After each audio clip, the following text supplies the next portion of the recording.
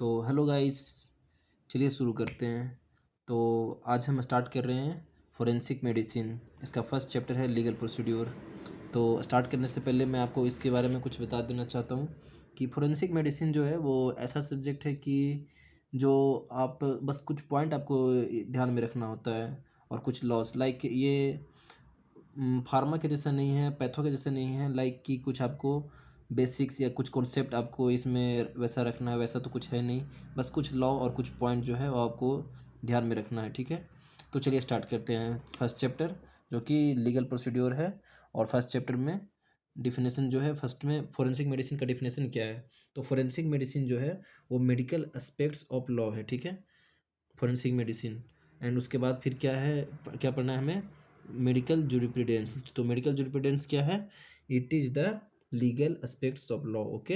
It is the legal aspect of law which जो कि हमें क्या क्या बारे में बता पढ़ना है इसमें। It includes doctor patient relationship, ठीक है, डॉक्टर और पेशेंट के relationship, doctor doctor relationship, doctor state relationship, और जैसे कि कॉन्सेंट लेना, कॉन्सेंट देना, मतलब कि जो मेडिकल प्रैक्टिस के दौरान में जो लॉ को हमें ध्यान में रखना होता है ना, उसी को हम लोग मेडिकल जूरिप्रूडेंस कहते हैं।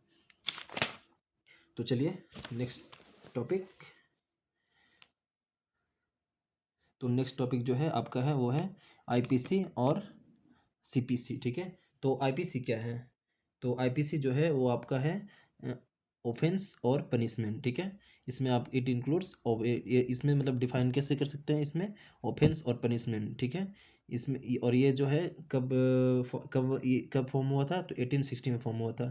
फिर उसके बाद क्रिमिनल पिनल कोड, तो सॉरी क्रिमिनल प्रोसीड्योर कोड क्या है, तो जैसे कि ये आईपीसी हो गया, ठीक है, और ये सीपीसी हो गया, ठीक है।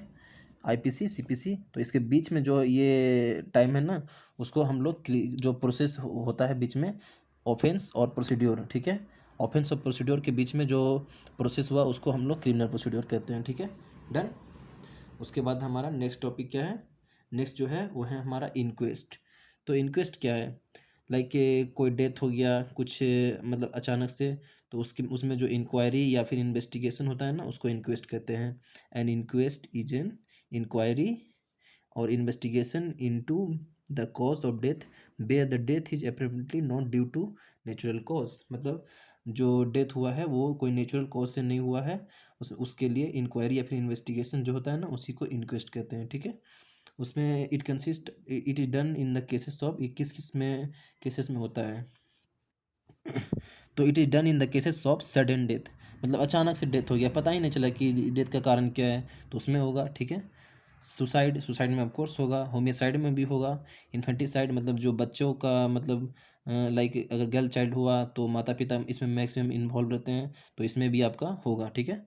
उसके बाद क्या है, death from accident, poisoning, drug mishap और मशीनरी, मतलब एक्सीडेंट में अगर डेथ हुआ तो उसमें भी बैठेगा इंक्वेस्ट आपका, पॉइजनिंग में भी के केस में भी बैठेगा। उसके बाद ड्रग मिसमैप, मतलब अगर गलत ड्रग ये हो गया तो उसमें भी दे दिया गया है तो उसमें भी होगा।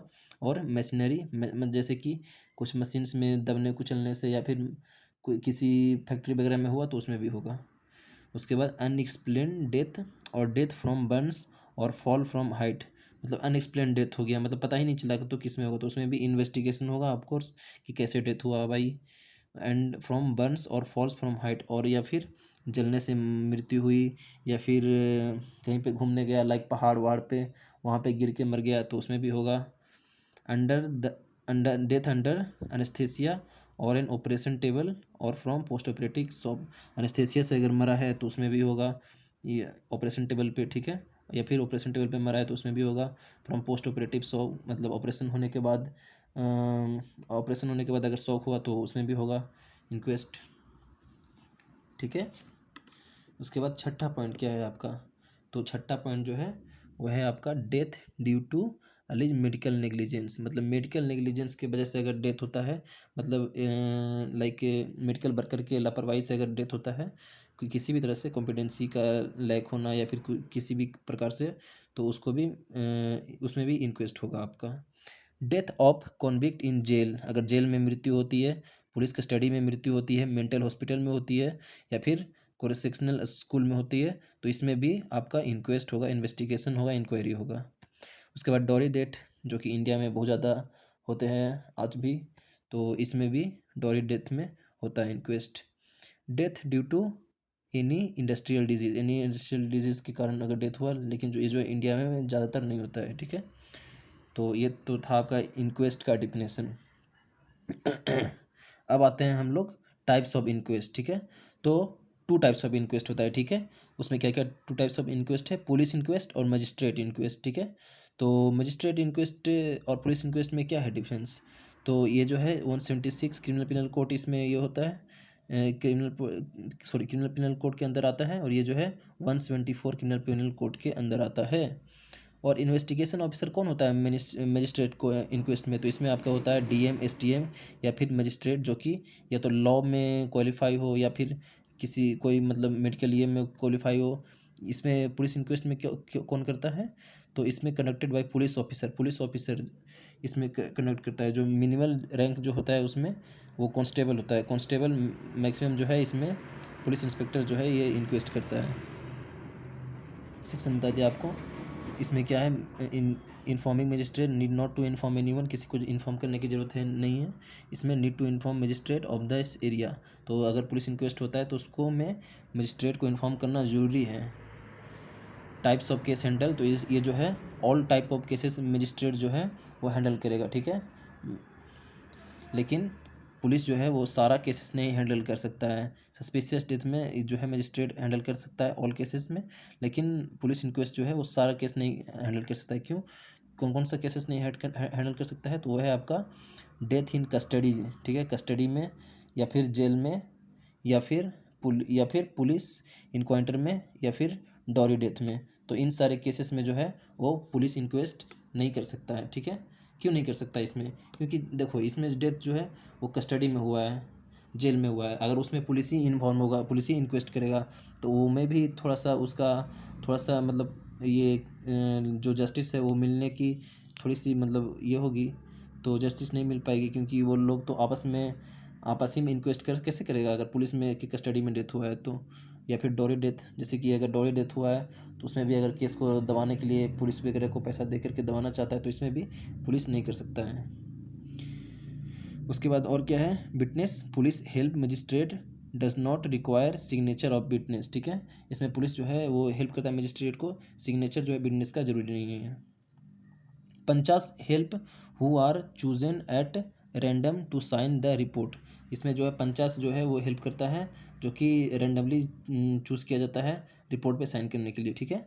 Value of statement made by witness valuable and एडमिनिस्ट्रेबल in court, इसमें जो है जो विटनेस का जो ये स्टेटमेंट रिकॉर्ड होता है वो जो है वैल्यूएबल होता है, और कोर्ट में उसको ये दिया जा सकता है, गवाही मतलब उसको माना जा सकता है। लेकिन पुलिस इस इंक्वेस्ट में जो है ये वैल्यूएबल नहीं होता है और नॉट एडमिनिस्ट्रेबल इन कोर्ट होता है। वारंट फॉर अरेस्ट, इसमें जो है can issue arrest warrant of the accused, मतलब तुरंत जो है एक्यूज्ड के खिलाफ अरेस्ट वारंट इसमें ये जारी कर सकता है। लेकिन पुलिस इंक्वेस्ट जो है इसमें can not issue warrant but can arrest N accused in cognisable offence, इसमें जो है वारंट जारी नहीं किया जा सकता है। लेकिन अगर एक्यूज्ड है वैसा है एक्यूज्ड है तो मतलब उसको बस ये कोग्निजेबल ऑफेंस में अरेस्ट कर सकता है। एग्जाम्पशन, मतलब एग्जाम्पशन किसको कहते हैं? जैसे कि किसी का मृत्यु हो गई, ठीक है, और उसको मतलब कि दफना दिया गया है, तो उसको फिर अगर इंक्वेस्ट करने के लिए अगर उसको निकालने की ज़रूरत है, कंप्लेन आया या फिर कहीं से पता चला कि ये डेथ जो है वो सस्पिशियस डेथ है, तो उसको निकालने के लिए जो है वो निकालने के लिए जो मतलब ये कबर से, तो उसी को हम लोग एग्जाम्पशन कहते हैं, ताकि इंक्वायरी हो सके दोबारा से। तो उसमें मजिस्ट्रेट कोर्ट में can order body to be examined, मतलब ये जो है बॉडी को एग्जाम करने के लिए ऑर्डर दे सकता है, ठीक है। लेकिन पुलिस इंक्वेस्ट में ऐसा नहीं हो सकता है, वो ऑर्डर नहीं दे सकता है एग्जाम्पशन के लिए, ठीक है। उसके बाद एनालिसिस ऑफ बिसरा can order chemical analysis of बिसरा, ये जो है बिसरा का केमिकल एनालिसिस के लिए ऑर्डर दे सकता है मजिस्ट्रेट इंक्वेस्ट, लेकिन पुलिस इंक्वेस्ट जो है वो नहीं दे सकता है। Quality of investigation superior to police inquest है, मजिस्ट्रेट कर रहा है तो ऑफकोर्स पुलिस इंक्वेस्ट से सुपीरियर होगा। इसमें ये जो है इन्फीरियर टू पुलिस मजिस्ट्रेट। तो चलिए दूसरा क्या है यहाँ पे